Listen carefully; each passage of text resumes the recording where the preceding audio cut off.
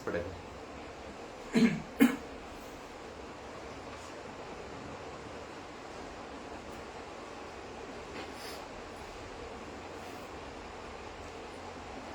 चलो भाई, तब तक अपना कॉपी पेन वगैरह उठा लो।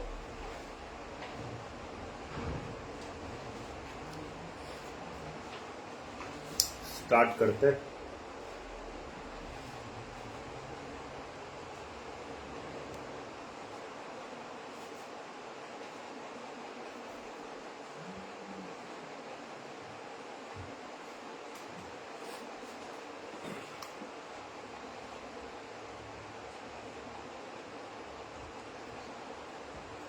तो बेसिकली जो आज सेशन है ये तुम लोगों को फ्लाइंग स्टार फेंग शुई से अवगत कराना है।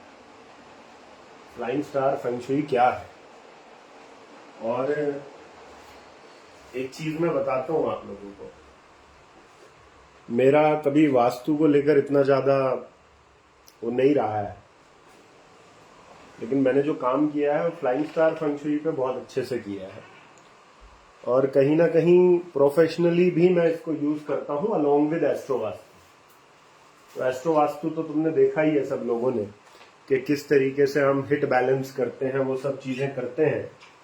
बट आज जो हम बात कर रहे हैं वो फ्लाइंग स्टार फेंग शुई के बारे में बात कर रहे हैं। तो काफी सारे लोगों को, जब मैंने फेंग शुई वाला कोर्स के बारे में बात की, तो काफी सारे लोगों को ये लगा कि मैं उनको ना वो सब चीजें बताने वाला हूं उसमें, कि डक्स कहाँ रखनी है, लाफिंग बुद्धा कहाँ रखना है, और वो सब चीजें। तो लोगों को ये लगा कि डक्स और लाफिंग बुद्धा जो है वही बेसिकली फेंग शुई है। लेकिन फेंग शुई के अपने बहुत सारे पार्ट्स हैं। जैसे अगर आज की डेट में हम वास्तु की बात करें, तो वास्तु को भी कई प्रकार से हिंदुस्तान में किया जाता है। एक वैदिक वास्तु है, एक अयादी है, जो अयादी बेस्ड जो कैलकुलेशन है, जिसमें नक्षत्र को यूज हम करते हैं। फिर कुछ लोग जो है वो अष्टक वर्गा का यूज करते हैं वास्तु के अंदर, बहुत अच्छा यूज करते हैं अष्टक वर्गा का। अष्टक वर्गा इज अ ब्यूटीफुल टूल अगर वास्तु में यूज किया जाए तो। उसके अलावा जो जिस पर हम लोगों ने काम किया वो एस्ट्रो वास्तु है। तो मोटा मोटा 4 या 5 चीजें तो ऐसी हैं जो हमको साफ पता है कि वो इंडिया में प्रैक्टिस की जा रही है, उनके बेसिस पे किया जा रहा है। फिर आज की डेट में महावास्तु है, वो भी प्रचलन में है, लोग महावास्तु भी प्रैक्टिस करते हैं, उससे भी रिजल्ट लेते हैं। लेकिन हम जिस वास्तु की बात कर रहे हैं, ये वास्तु जो है ये चाइनीज मेटाफिजिक्स के ऊपर आधारित है।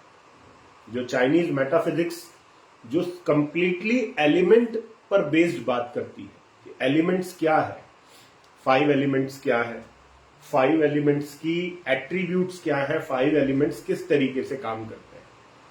तो आपने देखा होगा कि जब हम एक लोशु ग्रिड बनाते हैं, और लोशु ग्रिड में हम 9 नंबर्स जो है वो असाइन करते हैं, 1 से लेकर 9 तक, वो एक्चुअली 9 स्टार्स, 9 स्टार्स है फेंग शुई के, और हर स्टार का एक एलिमेंट है।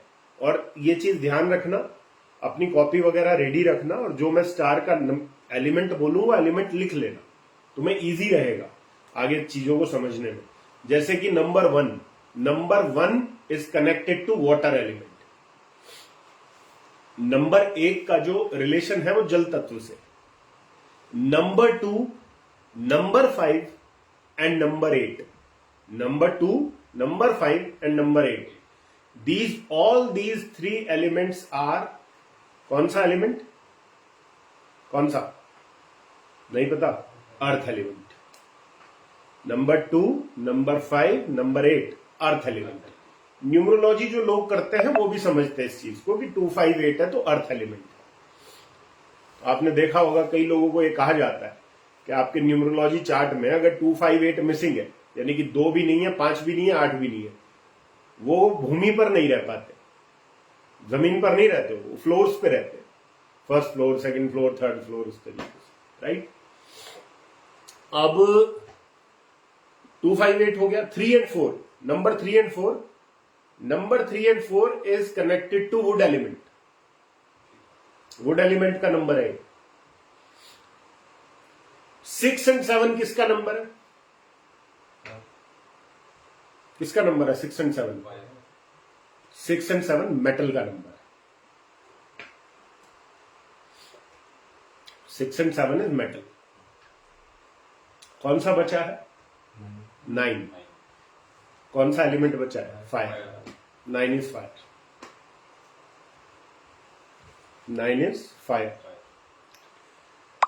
तुम लोगों ने देखा होगा मैं बहुत समय से प्रिडिक्शंस दे रहा हूं कि यूरोप में ये होगा, 2024 के बाद से वर्ल्ड ऑर्डर चेंज हो जाएगा। उसके कुछ कुछ सिम्टम्स भी हमें देखने को मिल रहे हैं। इन सब के पीछे का जो बेस है, that base is feng shui. और फेंग शुई फ्लाइंग स्टार में, या फ्लाइंग स्टार फेंग शुई क्या है कि जिस तरीके से आपकी अपनी जन्म कुंडली है, आपकी जन्म कुंडली में कितने ग्रह हैं बताइए? 9 ग्रह, ठीक है। फ्लाइंग स्टार टोटल कितने? 9। आपकी जब जन्म कुंडली बनती है तो 9 ग्रह कहां कहां प्लेस हो जाते हैं? कहीं ना कहीं प्लेस हो जाते हैं। कोई इस घर में, कोई इस घर में, कोई इस घर में। फ्लाइंग स्टार फेंग शुई क्या है? फ्लाइंग स्टार फेंग शुई आपके घर की कुंडली है, आपके भवन की जन्म कुंडली है, जहां पर अलग अलग डायरेक्शंस में ये 9 स्टार्स जो है वो प्लेस हो जाते हैं। एक इधर चला गया, एक इधर चला गया, एक इधर चला गया, एक इधर चला गया। अब जो यहां देखने वाली बात है वो ये है कि इन 9 के 9 स्टार्स के अपने एट्रीब्यूट होते हैं। जैसे हम कहें, मैं तुमसे कहूं कि मंगल के कारक तत्वों को डिफाइन करो भाई, तो जैसी मैं तुम्हें बोलूंगा कि मंगल के कारक तत्वों को डिफाइन करो, तुम कहोगे भूमि, तुम कहोगे भाई, तुम कहोगे युद्ध। तो ये क्या होगा? ये मंगल के कारक तत्व हो गए। जिस तरीके से तुम्हारे 9 ग्रहों के अपने कारक तत्व हैं, वैसे ही हमारे पास फ्लाइंग स्टार फेंग शुई में 9 के 9 स्टार्स के अपने कारक तत्व हैं। जैसे हम अभी कौन सी एक्टिविटी कर रहे हैं, मैं तुम्हें पढ़ा रहा हूं, तुम लोग पढ़ रहे हो, तो basically we are doing something which is related to academics. तो एकेडमिक्स में जो नंबर है, जो स्कॉलर नंबर जिसको बोलते हैं, the number which is related to educational pursuits, जो पढ़ाता है या पढ़ता है, दैट नंबर इज 4। तो number 4 is related to education. Flying star feng shui में ये जो नंबर 4 है, that is connected to education. अब इसका मैं एक छोटा सा एग्जांपल दूंगा। अभी हम इसको ऐसा नहीं है कि कंप्लीटली ये है कि भाई फ्रॉम 0 to वो सीख गए। इसका एक आइडिया आप लोगों को दे रहा हूं कि आइडिया क्या है। फॉर एग्जांपल जैसे मलव है, मलव ने मान लो कोई घर कंस्ट्रक्ट किया, ठीक है जी, ये घर कंस्ट्रक्ट किया। अब फ्लाइंग स्टार फेंग शुई का जो बेस बनता है वो 2 चीजें बनती है। क्या? कि पहले कि घर किस पीरियड में बना है। जैसे हमारी जन्म कुंडली में क्या होती है? महादशाएं होती है, पता है ना, महादशा, ये इसकी दशा, ये इसकी दशा। फ्लाइंग स्टार फेंग शुई में भी दशाएं होती है। वो दशा कैसे? वो हर दशा जो है वो 20 साल की होती है। तो हर 20 साल का एक पीरियड होता है। जैसे अभी प्रेजेंट जो पीरियड चल रहा है आज की डेट में, जिस पीरियड में हम है, दैट इज पीरियड 8। यह 8वां पीरियड चल रहा है। और 8वां पीरियड कब से कब तक है? दिस पीरियड इज 2004 से लेकर 2024, 2004 से लेकर 2024 फैब, क्योंकि यहां पे जो ये अपना कैलेंडर ईयर जो स्टार्ट करते हैं चाइनीज लोग, ये फैब से करते हैं, फरवरी से। तो फरवरी 2004 से लेकर फरवरी 2024 तक पीरियड 8 है। 2024 में पीरियड बदल जाएगा, पीरियड आ जाएगा period number 9। Period number 9। 9 is which element? 9 is fire element. जब आप लोशु ग्रिड बनाते हैं न्यूमरोलॉजी में, तो लोशु ग्रिड के अंदर आपका 9 नंबर कहां आता है? कहां आता है बताओ? साउथ में आता है। इसका मतलब क्या है? इसका मतलब यह है कि 2024 के बाद चाहे आपके घर का साउथ हो, चाहे किसी कंट्री का साउथ हो, किसी सिटी का साउथ हो, इस पूरे जगत, पूरे ब्रह्मांड का साउथ हो, उसकी इंपॉर्टेंस बढ़ने वाली। Its importance will grow like anything. आप एक चीज को नोट कीजिएगा, पिछले 2004 से लेकर 24 तक, 2004 से लेकर 24 तक आपने जहां कहीं वास्तु किया होगा, जहां कहीं वास्तु के लोगों को बोलते हुए सुना होगा, तो आपको एक चीज जो है वो सुनाई दी होगी। क्या? वहां पे नॉर्थ ईस्ट डायरेक्शन की बहुत बात हुई। जिससे भी देखो, जो भी कोई नया नया भी सीख के आता ना वास्तु, तो क्या कहता, नॉर्थ ईस्ट में मंदिर बना दो, नॉर्थ ईस्ट में मंदिर बना दो, नॉर्थ ईस्ट को क्लीन रखो, नॉर्थ ईस्ट में टॉयलेट नहीं होना चाहिए, नॉर्थ ईस्ट में ये नहीं होना चाहिए, वो नहीं होना चाहिए।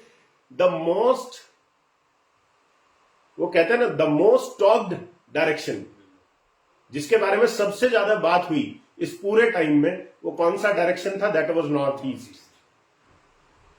अब लोशु ग्रिड में अगर आप नंबर 8 को देखते हैं तो नंबर 2 कहां आता है? South west. नंबर 5 कहां आता है? सेंटर। नंबर 8 कहां आता है? North east. और पीरियड कौन सा चल रहा था? 2004 से 24 तक 8। Now we will be entering into period 9। ये आ गए पीरियड 9 में। क्या है? साउथ। अब आप देखोगे कि ये ऑटोमेटिकली कुछ ऐसा होगा कि साउथ डायरेक्शन या साउथ डायरेक्शन से जुड़े हुए जो एट्रीब्यूट्स हैं वो काम करना शुरू कर देंगे। इसका एक लेटेस्ट एग्जांपल देता हूं तुम्हें, लेटेस्ट एग्जांपल। अभी 2 या 3 दिन के पीछे की न्यूज उठा के देखो और चेक करो, बस सिर्फ एक हेडलाइन डालना, continent South Africa, continent South Africa. South आ गया वर्ड, अफ्रीका आ गया। आप अभी ग्लोबल जाकर गूगल पर साउथ अफ्रीका डालो, आपको लाखों न्यूज जो है उस कॉन्टिनेंट की मिलेगी। अभी क्यों? यूरोप की बात नहीं हो रही है, अभी वेस्ट कंट्रीज की बात नहीं हो रही है। All of a sudden south Africa में ऐसा क्या हुआ? और अगले 2024 से लेकर 2044 तक आपको जो सबसे ज्यादा बातें सुनने को मिलेंगी वो साउथ और साउथ ईस्टर्न कंट्रीज की ही सुनने को मिलेगी। उसमें एक हमारा कंट्री इंडिया भी है, साउथ अफ्रीका भी है, इंडिया भी है। मतलब बेसिकली जो सदर्न हेमिस्फीयर में कहीं भी अगर आपको वो चीज दिखेगी, उसकी इंपॉर्टेंस बढ़ जाएगी। अभी साउथ अफ्रीकन कंट्रीज के बारे में आप देखो तो वहां के लीडर्स ये बोलना शुरू कर दिए हैं कि हम इतने रिसोर्स रिच होते हुए भी इतनी पुअर कंडीशन हम लोगों की क्यों है? भाई, आप किसी भी व्यक्ति को एक सर्टेन पीरियड तक दबा के रख सकते हो, जहां उसने थोड़ा सा ज्ञान अर्जित किया वो आपसे क्वेश्चन करेगा, व्हाई? बिकॉज साउथ अफ्रीका में ज्यादातर जो कॉलोनीज हैं they are French colonies, and now the people are realising कि भाई हमारा पैसा जो है ले लेके बाहर जा रहे हैं, तो we have to revolt. That revolt is not coming because South Africa ऐसा चाह रहा है, that revolt is coming because period 9 is coming. ये पीरियड 9 आ रहा। और एक और बात होती है, ध्यान रखना, हर पीरियड के अंदर जो उस पीरियड का मेन स्टार होता है, जैसे पीरियड 8 में मेन स्टार कौन हुआ? 8 नंबर स्टार। पीरियड 9 में मेन स्टार कौन होगा? 9 नंबर स्टार, राइट? तो एक बात याद रखना कि 2024 के बाद अब बहुत सारे लोग, मैं ये क्यों बना रहा हूं, क्योंकि मेरे बहुत सारे स्टूडेंट्स जो हैं वो अपने घर बनाने जा रहे हैं, घर तोड़ने जा रहे हैं। तो जो बनाने जा रहे हैं उनको भी मैंने रोक दिया, भैया मत बनाओ अभी, और जो तोड़ने जा रहे हैं उनको भी रोक दिया। क्यों?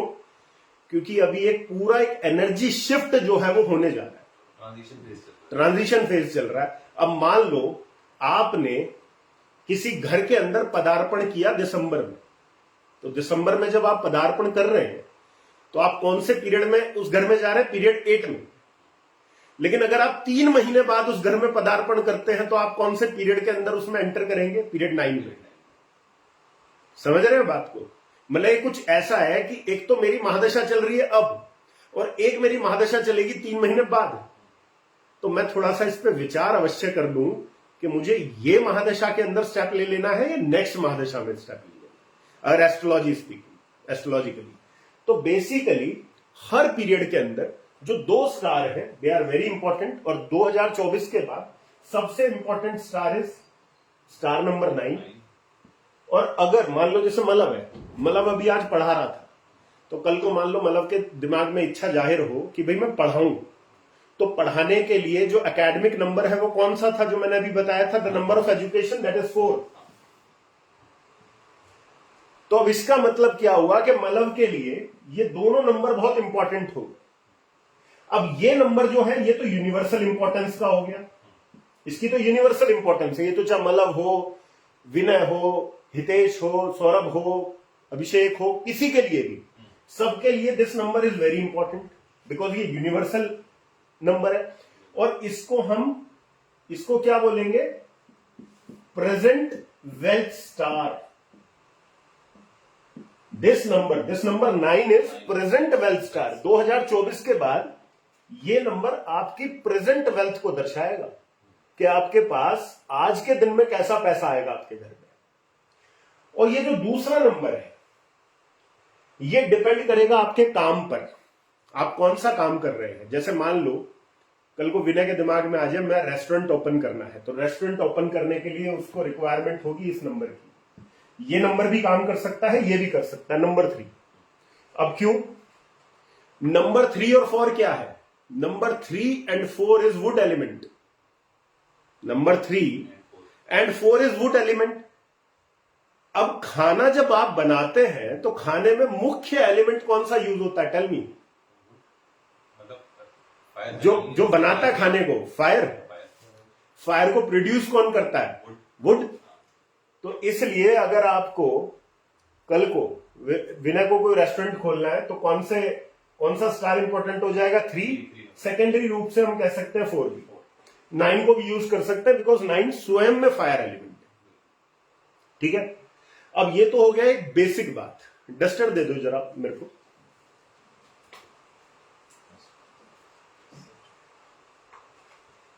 इससे हो जाएगा।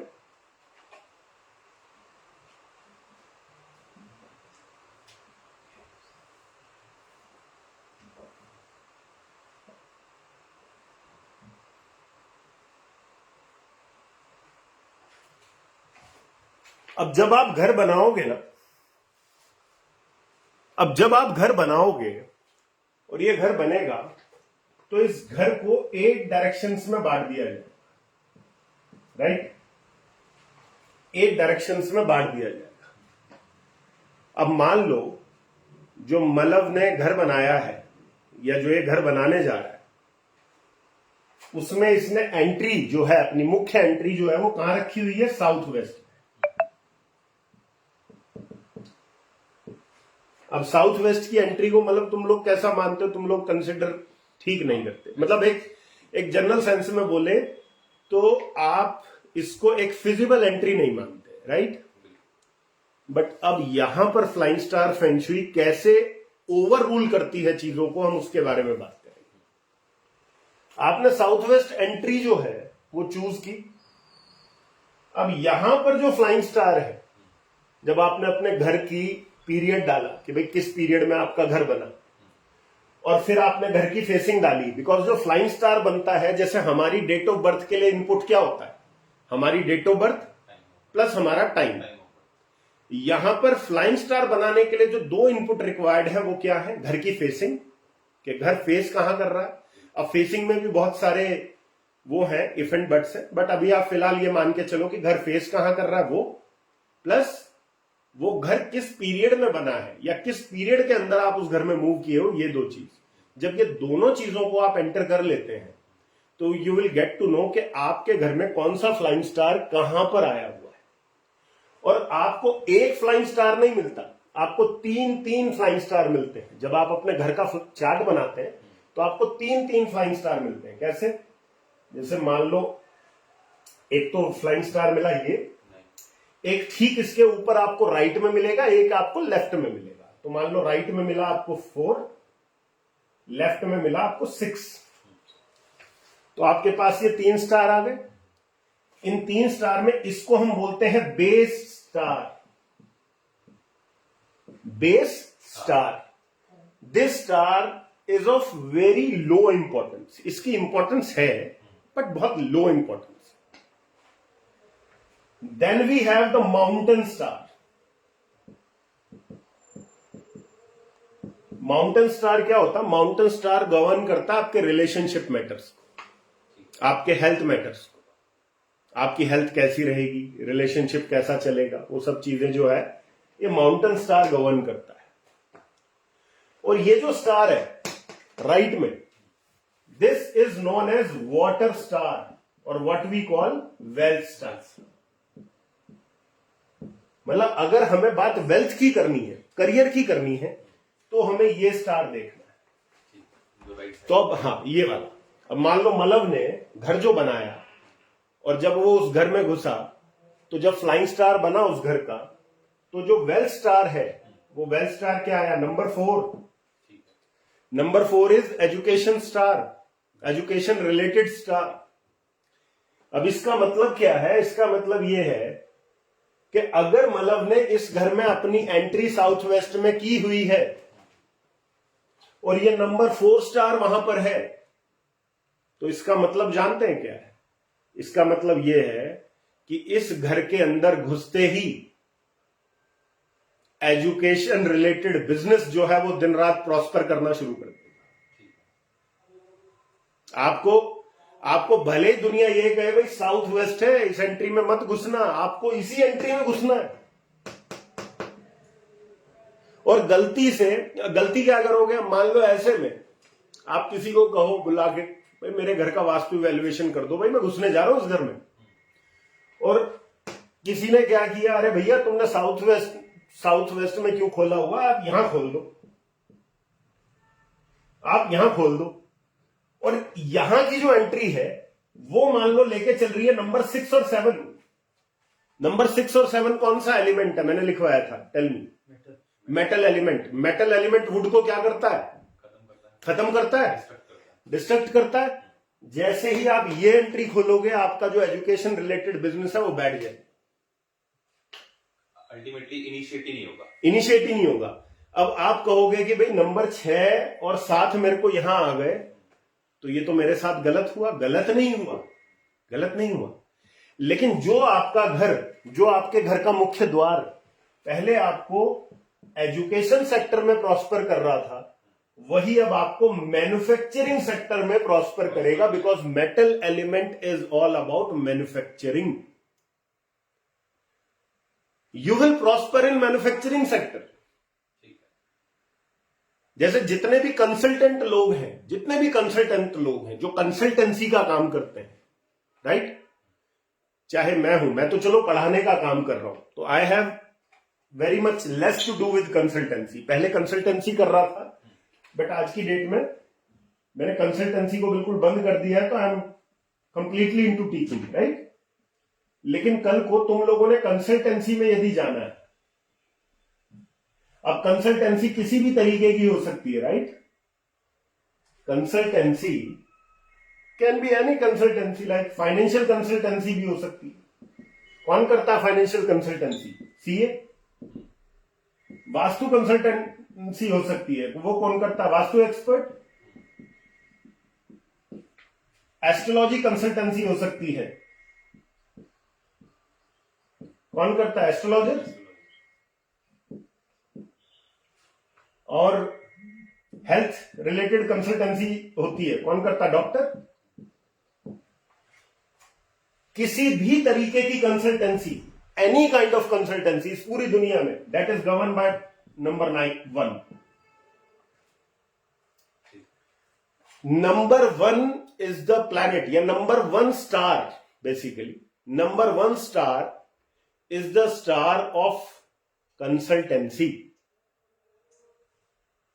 बिकॉज नंबर 1 किस चीज का स्टार है? It is the star of thinking, it is the star of ideas, it is the star of providing solutions. Number 1 star. इसमें हम क्लैरिटी वर्ड भी यूज कर सकते हैं। Clarity, absolutely. भाई कंसल्टेंट को तो क्लैरिटी होना सबसे पहले जरूरत है ना। अब इसका एलिमेंट बताओ, एलिमेंट क्या लिखवाया मैंने? वाटर। अगर कोई चीज गंदी हो रखी है तो उसको किस चीज से धोओगे? पानी से। तो पानी क्या करता है? क्लियर करता है ना चीजों को। तो that is why number 1 is related to thinking, solutions, idea. और जितने भी इनोवेटिव आइडियाज आते हैं that comes through number 1, innovation.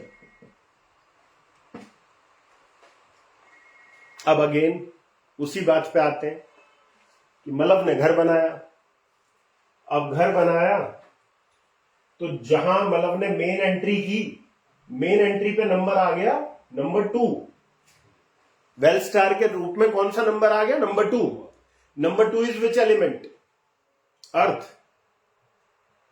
What will earth do to this water? Earth will hold that water, रोक देगी उसको। पानी जब बहता है, पानी जब अनकंट्रोल्ड हो जाता है तो उसको रोकने के लिए क्या बनाते हैं? बांध बनाते हैं, ह्यूज अर्थ स्ट्रक्चर। तो ये जो नंबर है इसको रोक देगा। अब इसका मतलब क्या है कि ये जो एंट्री मलव ने खोली थी ये इसके कंसल्टेंसी के लिए नेगेटिव हो गई। अब मलव ने अपने घर का जब चक्कर लगाया, पूरा मैप देखा, तो मैप में इसने पाया कि साउथ ईस्ट में मेरे नंबर 1 आ रहा है। अब साउथ ईस्ट की entry is not considered as a good entry, but still if number 1 is there, मलव will do very well in consultancy business. Consultancy बहुत बढ़िया चलेगी।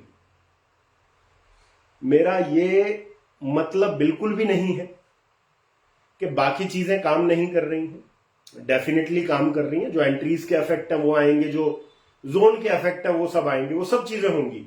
बट अगर आप वेल्थ के विद रिस्पेक्ट टू कर रहे हो तो साउथ ईस्ट की एंट्री आपको नंबर 1 स्टार के कारण आपको कंसल्टेंसी में काम देगी ही देगी।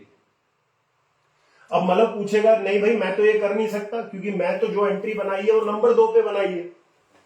What is number 2? Number 2 is the star which is the property star.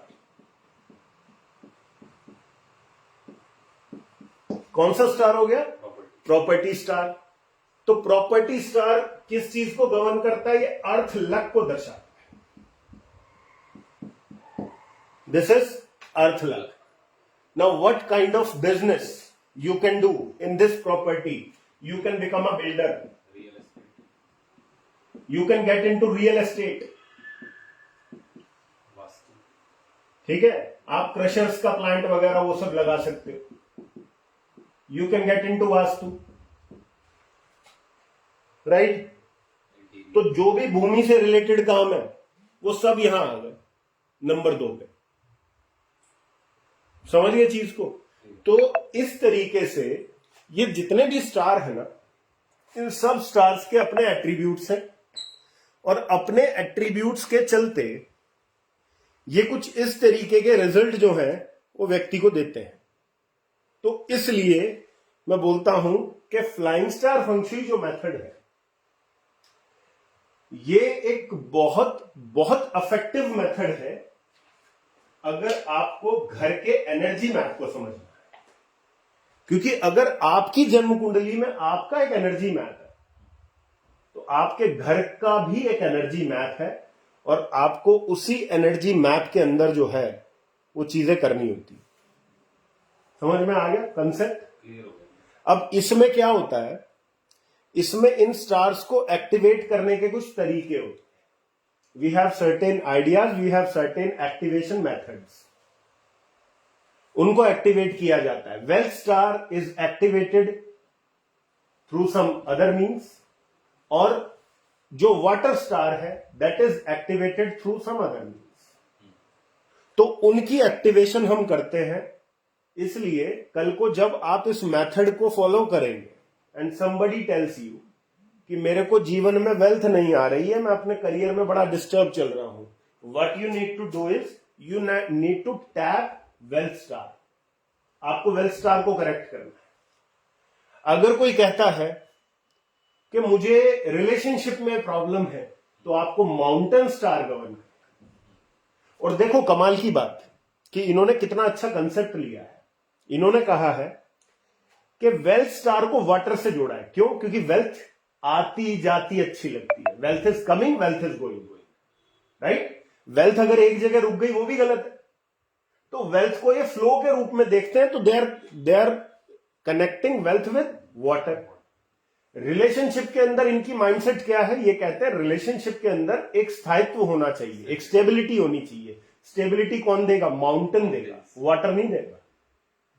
वहां स्टेबिलिटी कहते हैं। तो that stability is coming through mountains, तो इसलिए उसको माउंटेन स्टार कहते हैं। और एक चीज और बता दूं कि जैसे यहां पर हमारे पास महादशा, अंतरदशा, प्रत्यंतर दशा है, यहां पर भी महादशा भी है, अंतरदशा भी है, प्रत्यंतर दशा। और अगर आप एक्टिवेशन की बात करते हैं तो हम जैसे कहते हैं कि हिट थ्योरी के अंदर अगर हम कोई एक्टिवेट करते हैं, कुछ एक्टिवेशन करते हैं, तो कितनी जल्दी रिजल्ट दिखाती है? 24 आवर्स में भी रिजल्ट आते हैं हिट थ्योरी के अंदर। यहां पे अगर आप कहो कितनी देर में रिजल्ट आते हैं, यहां पर भी 24 आवर्स में रिजल्ट आते हैं। अगर चमत्कार देखने हैं, फ्लाइंग स्टार फेंग शुई बहुत चमत्कार करती है। अब एक चीज समझो कि मैंने एक चीज कहा, मैंने कहा आज मैंने यूरोप को लेकर एक पोस्ट डाला। Europe is north west, basically Europe is north west.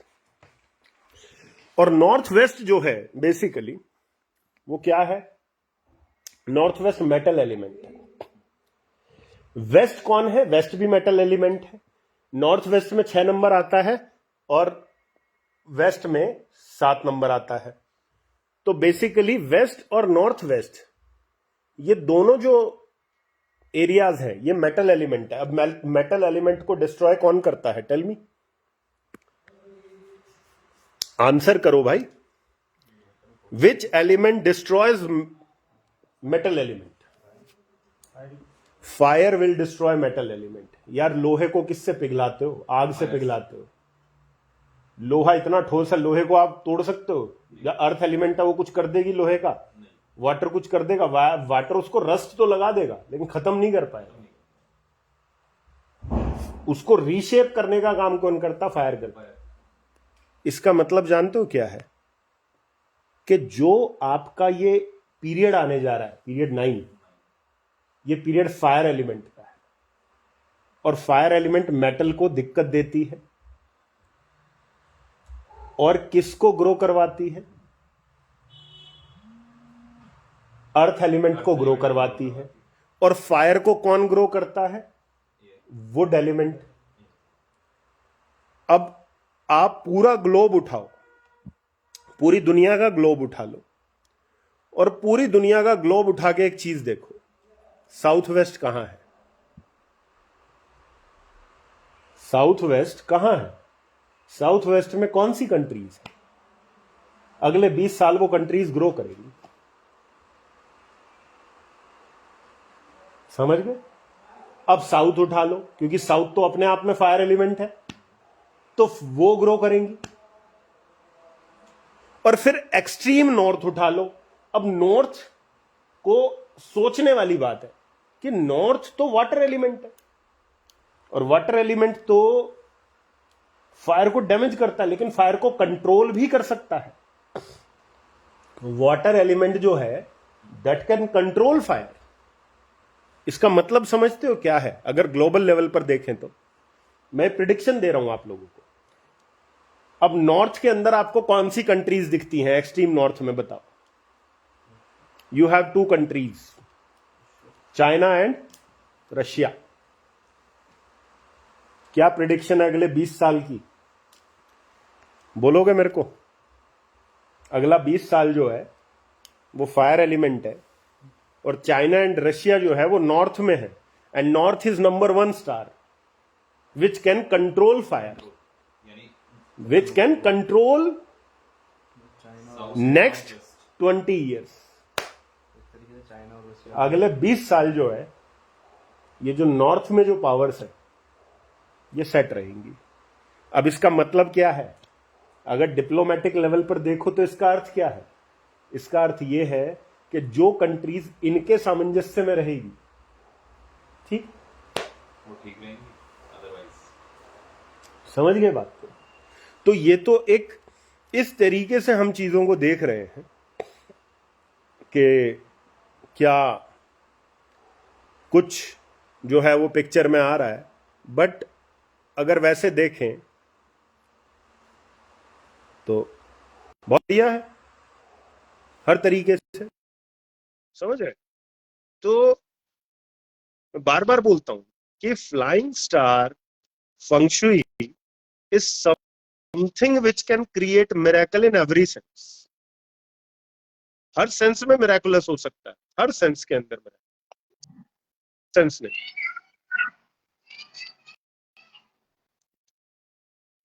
Manjeet join किया है क्या? वैसे उन्होंने काफी देर टाइम से, तूने आपने वीडियो ऑन कर दिया, मैंने परमिशन दे दी उनको, होस्ट बना दिया शायद से।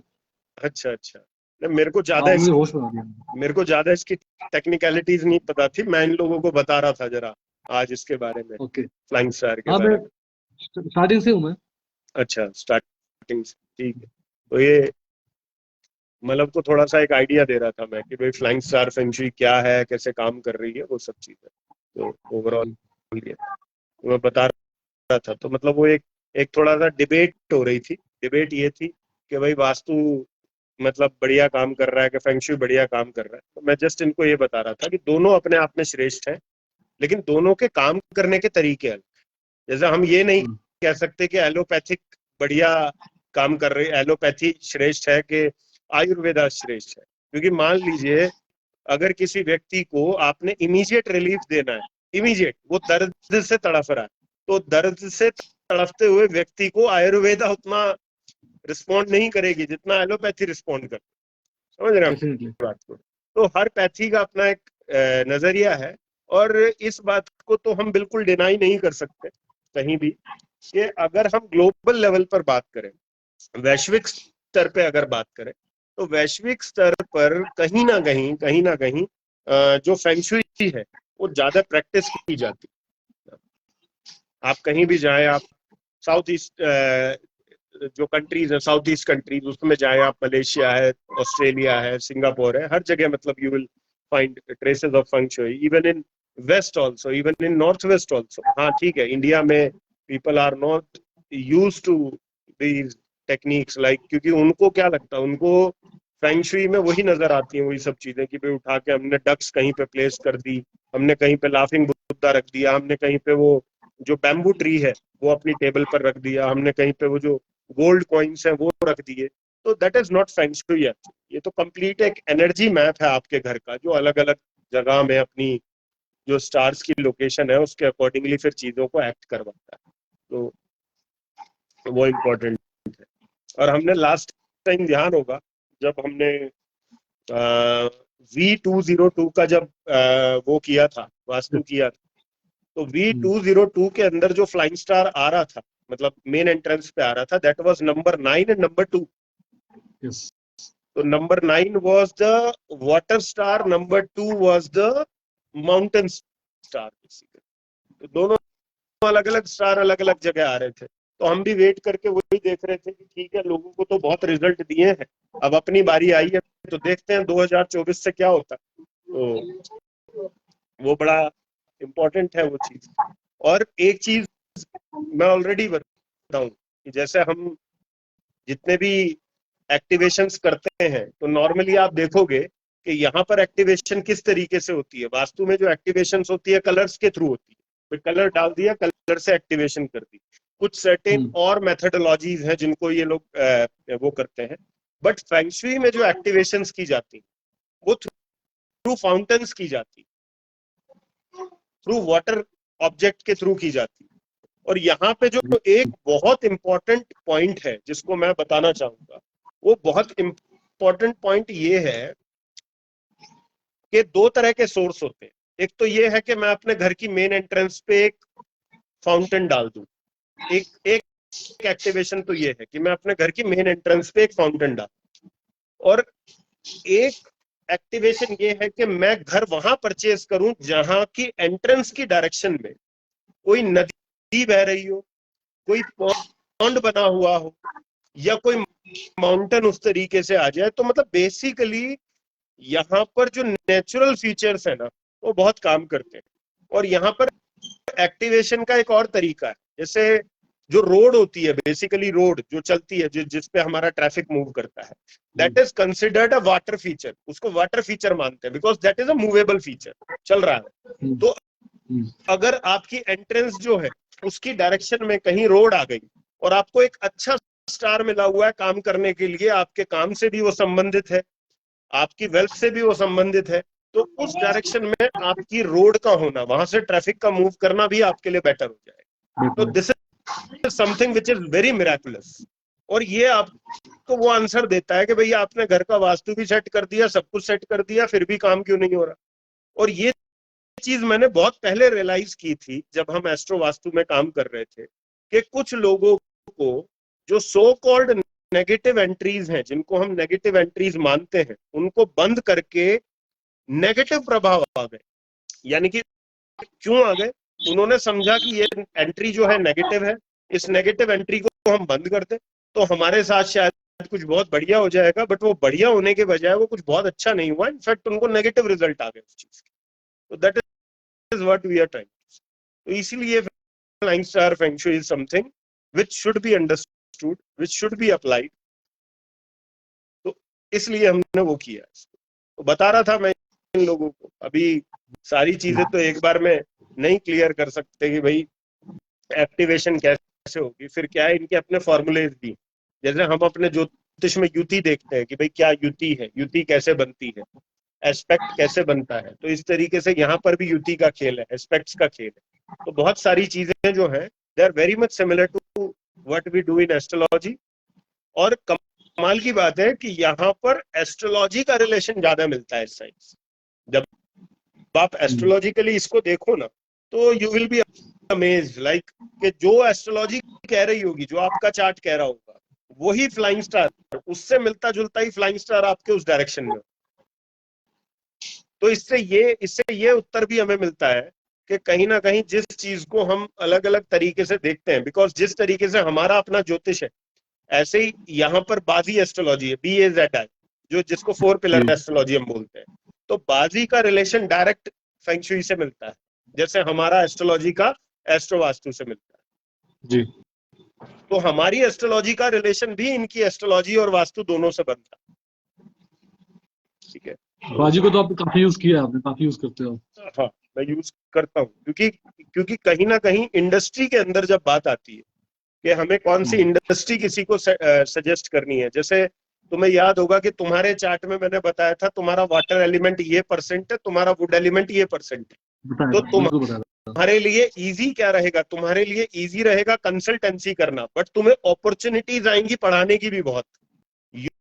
You will get many opportunities related to teaching, but you will not find yourself comfortable in teaching। तुम्हारा मन करेगा मैं पढ़ा दूं, मेरे पास आई भी, जॉब में भी आई है मेरे पास, है ना। तो और जॉब के अंदर भी, मतलब, और पढ़ाने का मतलब सिर्फ ये नहीं होता कि आप ज्योतिष या वास्तु पढ़ा रहे हो। अगर आप किसी को ट्रेन कर रहे हो, किसी को वैसे शिक्षित कर रहे हो, तो that is also kind of education, right.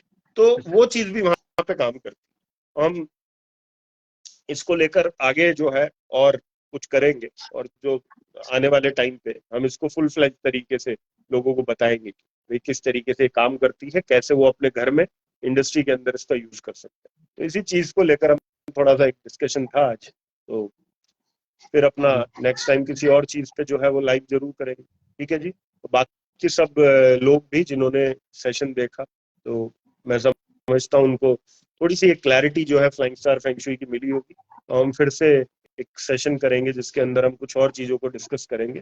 तब तक के लिए जय श्री राम।